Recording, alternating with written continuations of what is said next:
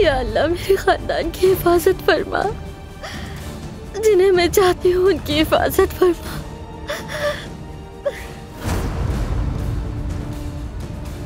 अम्मी, क्या हुआ नवीन? अब्बास की गाड़ी दरिया में डूबी हुई मिली है हमारे कुछ लोगों को। क्या?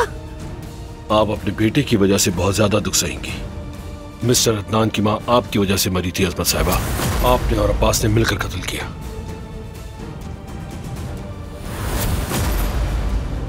मोहब्बत खत्म नहीं हो सकती।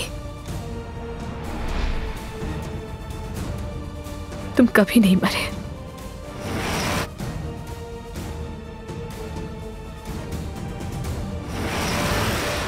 मैं तैयार हूं। मेरे दिल में तुम हमेशा जिंदा थे।